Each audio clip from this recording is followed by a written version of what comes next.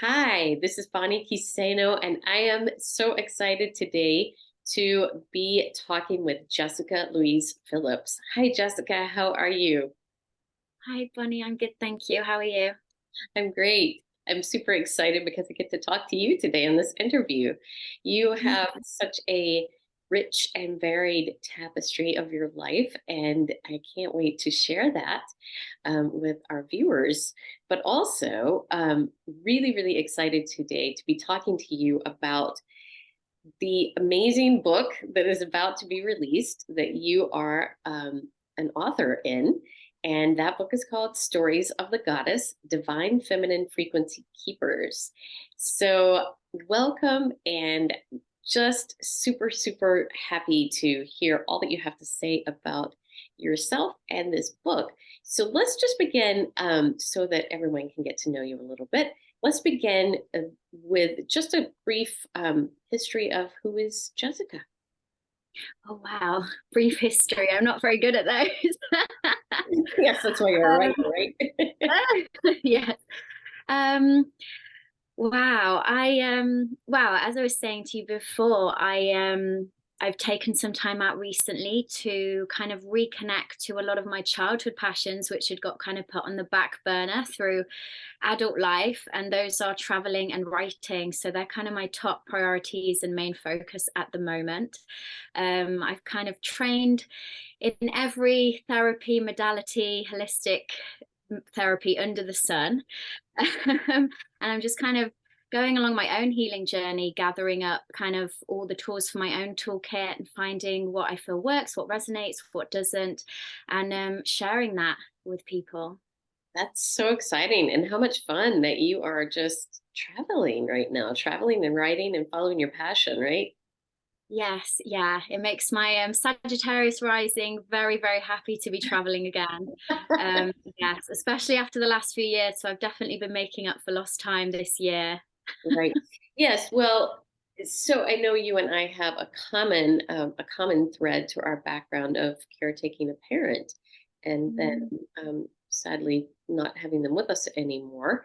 And so I don't know how for you. I mean, obviously, this book is about goddess energy, and so I'm wondering for you, how did that goddess energy sort of play into your role as a caregiver for your dad, and has that in any way influenced you in the writing of this book? Has it helped to sort of bring you to the point you came to be in this book? Wow, gosh, yes. Kind of the last 7 years. So yeah, I was caretaking for my father when his mental health wasn't good. He's actually fully recovered now. Um, but it also my uncle. Let me check for a second. I am so sorry because I did not, I totally misunderstood the ending. So, yay, wonderful. I'm so relieved to hear that your dad is fully recovered. That's great. Okay, so good. Yay, dad. All right. Yeah. All right. But that was kind of the start of my journey. It was coincided with the time that I myself was suffering with my own mental health. I had PTSD from witnessing an accident, and there's a history in my family losing an uncle that way. So a lot of big traumatic events kind of happened at the same time, and while I was kind of trying to navigate life with this PTSD, which just became my full identity, took over my life. I just completely lost who I was, which now I'm here. I know it was all part of me having to kind of just hit rock bottom and rebuild, refind, reconnect to who Jessica is. And yeah, caring for my father, it taught me a lot. And one of the biggest things is um, not kind of leaving yourself behind or putting your own life on hold. Like I did that for quite a long period of time, and I would do it all over again. But it taught me a lot as well in other dynamics and friendships, relationships, about boundaries as well, and just my own capacity, and not getting to burnout. And there's only so much as one person that we can do. And I think as an empath and a highly sensitive being, oh, we can feel the pressure of like, but we have to be everything to everyone. And that's just not physically humanly possible, as much as we'd love it to be so. And that everything I learned from that time, like I say, helped me in my own relationships and friendships. Had a lot of breakdowns in that area, and parting of ways, um, and yeah, it kind of turned my whole world upside down. And in more recent years, I was in a similar position, caring for my uncle, who sadly isn't here anymore. But it taught me a lot, and I went into that role a lot differently than I did the first time. And it just meant there was less feelings afterwards of kind of, I don't like to say it, but resentment and, you know, guilt and fear and insecurities. They're always there. Um, but yeah, I knew that I was doing my very best. And yeah, that balance of feminine and masculine energies within, which is then woven into this book chapter. And again, like I say, how I've handled my own like intimate relationships. So, what I know we don't want to give away too much, but what can you share with us? Can you give us any sort of, can you dangle a carrot for us about your chapter in the book? Yeah, so I actually connected with Radha around the same time that I found out about the book and got so excited about the opportunity. And at the same time, I was going through an intimate relationship, which it wasn't good. It wasn't a good one. And I went into it very disconnected from myself. And rather than kind of allow that to go on for a long period of time, I recognized, I tuned into my intuition, my discernment, levels of self-worth. Um, and I actually removed myself from that a lot sooner than past versions of me would have done. So it's kind of me championing my own kind of, self-worth, and sharing that, and sharing that sometimes, like the hard truth, we have to take a hard look in the mirror. It's very like, bad things do happen to good people.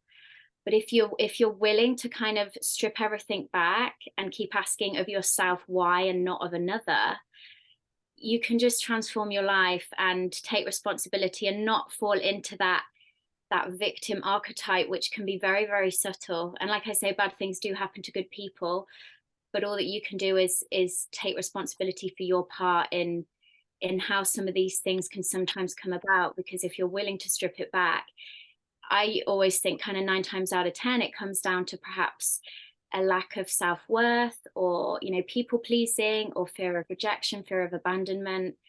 And it's innate part of being human. And so you were able to sort of weave all of that into your chapter. And Yes. what would you like readers to take away from what you've written in this? Yeah, I think just no matter what struggles or challenges or hardships that you're going through, or you've been through, or that are to come, because again, all part of the human journey, um just that there is a way through. There is a way through, and that it is safe to be yourself here now. And again, I think it all comes down to self-worth, and I'm grateful that I've personally got to a place where, and I never thought I would or could, of, I'm happy to kind of be rejected and repelled from people that don't resonate with me now, rather than be accepted for somebody that I'm not, or a half-hearted version of me. It just doesn't sit well with me anymore. And because I know that the more we lean into more of our authentic selves, and who we are at a core, the more we draw in like-minded souls. It can take a while, but they're out there. Yes, and it's so powerful what you just said, that you would rather be separated from the people that you don't actually resonate with and who don't fully accept you vibrating at who you fully are, than to be half of yourself, or something that's not even of yourself at all. And that's so powerful. So thank you for saying that, because I think that the more we all come to those realizations, I think the better we are all going to feel. Because why keep hanging out with people that don't serve you, because you probably somehow don't really serve them either, because if you're not able to be your full, true, authentic self around them, then what usefulness can come of that? either as a give or a take. So yes, thank you so much for sharing that beautiful thought with us. Yeah. And I think it has a ripple effect to the rest of your life, because the more you're in alignment with yourself and then dynamics and partnerships, just the more kind of I find magical and miracles just pour into our lives and aligned opportunities. And yeah. Yeah, I would agree with that 100%. So you mentioned Radha just a moment ago. And yes, Radha is such a delight, such a joy, such a goddess archetype for all of her own.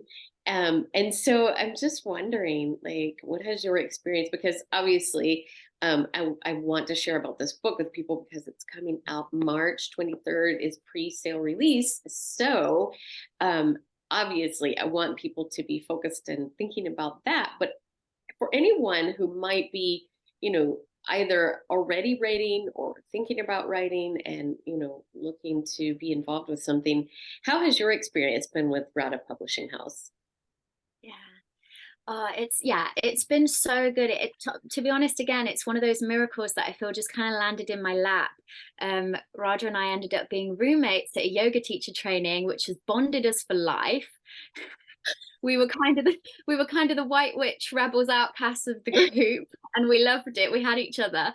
Um, That's and we great. just we bonded straight away over all things mystical, magical, and writing and goddesses and divine feminine. And I'm so grateful because I've found that I've appreciated kind of the patience and the flexibility along the way, because I was facing a lot of kind of resistance and blocks, like even through the writing process. I've had to overcome like a lot of my own kind of triggers and childhood wounds, which has been so powerful and empowering. And so I'm so grateful for that. And then also, again, inner me, little me, just the big dream of like wanting to write and have my own books one day. And I feel like this is such a divine stepping stone towards that, and to be able to write a chapter rather than a book straight away, it just felt for me personally so much more manageable. And just to kind of see the ins and outs of the process, and to be doing it alongside other like-minded women, who we're all on kind of similar but very different unique paths. And it's been such a joy. And it's been great to know that even though I was quite inward in this process myself, that the support was always there if and when needed. I'm just going to ditto everything you said because thank you. And I want to jump back for a second to your yoga teacher training with Radha, because that I'm so familiar with when she was doing that, because that was at the time that I was interviewing her for the Inner Goddess Summit. So yeah, so I sort of felt like I had a little sort of sneak peek into your yoga training as well. So that's kind of fun. And now here we are. Everything Yeah, comes full circle, right? So absolutely. Yeah. as a as a sort of final thing to think about, I would wonder if you would be willing to share with us your thoughts on the the divine feminine, the goddess aspect, and why you think it is important that we bring those things to the light in something like this book. Yeah. So I think it's so important. I think every individual, divine feminine, divine masculine, I mean, we all have both energies within us, regardless of gender. And I think it's so important that everybody realizes special their how special their story is. Everybody has a story to tell, experiences to share that can help other people, which so many people think like, oh, I don't have anything to share or tell, but it's like everybody does.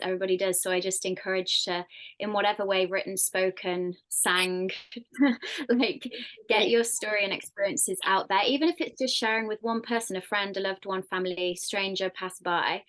And with regards to the divine feminine, it's actually a concept that personally I feel like there's so much content out there about the divine feminine and divine masculine at the minute, that for me personally, I became quite oversaturated in recent months. And I feel like there's so much conflicting information that I was starting to feel like, oh my gosh, am I in my feminine, my masculine? I was so in my head about it, I just had to take a step back and just be. And I think, having come from, obviously we've been in such a patriarchal society and system, and I know this is now swinging kind of to the matriarch, but I can see like it's swinging between extremes, Mm. which I don't feel is the answer, but I feel like it's perhaps the path for then the pendulum to come and swing into balance and just fall and settle in the middle. And so it's not something that I struggle to put it into words. And so I think while it's being rewritten, I know we're part of the rewriting of that, but I just feel like the dust almost needs to settle, because I feel so many of us just don't know who we are, what we're doing. And just we're bombarded with so much information about it that it's a concept that I think has become quite hard to grasp, quite honestly, for myself. But I think everybody has a story to tell. I would totally agree with you on that being a bit hard to grasp. That's really a big part of why I did the Inner Goddess Summit, because I felt like, what is this? Like, what does it mean? What does it mean to me? And I realized I really didn't know what it meant to me. This, just even the word goddess, and it's so charged. Because the masculine feminine argument, the religion argument, god goddess, like, how dare you, it's just very very charged for a lot of reasons. And so it's been very interesting for me, to speak to women like yourself, and just say, what is it to you, what does it mean to you, and why is it important. And I agree, it does become a bit much, sometimes, but that's one thing that for me I feel is so special about this book, because it's stories of the goddess, and it's all these women who we have come together and share their own stories from their own lives, and how that could sort of, in whatever way for them, tie into a goddess archetype. And I think that just really helps to make it so much more palatable, digestible, it just sort of makes it more real and more tangible, more understandable, and relatable, I think. I love that. I love what you said about just, yeah, what is it to you as an individual? Like, shut off from the outside noise for a moment, and what does it mean to you? Because there's no right or wrong, and it's your own experience. And I think, yes, I think story sharing, storytelling, like, we're humans, we put everything into a story, sometimes to our own detriment in our minds. But sharing stories like this, it just, yeah, it humanizes everybody and just like you say, makes it so much more relatable to whether it's the same or just similar. And yeah, I think it's a beautiful way to be able to do that. Yes. And it has been such a joy to be on this journey, with a group of people with the same common vision, and Mhm. um, common end result, desire. And yeah, so thank you so much, Jessica. It has been a pleasure to chat with you today, and I can't wait to share your beautiful thoughts and wisdom with everyone. And yeah, so for those of you listening, be on the lookout for the book Stories of the Goddess, Divine Feminine Frequency Keepers. And that is a tongue twister for me, so I have to think about it. But yes, Stories of the Goddess, Divine Feminine Frequency Keepers, will be in pre-release March the 23rd, and we will be posting links so you can find it and make it that much easier to read and experience, and share Jessica's journey with her, as well as all of the other women who have contributed to this beautiful book. Thank you so much, Jessica. Have a wonderful rest of your day, and thank you so much for taking the time to speak with me today. Oh, thank you, Bonnie, and thank you to everybody listening. Lots of love. Lots of love. Take care.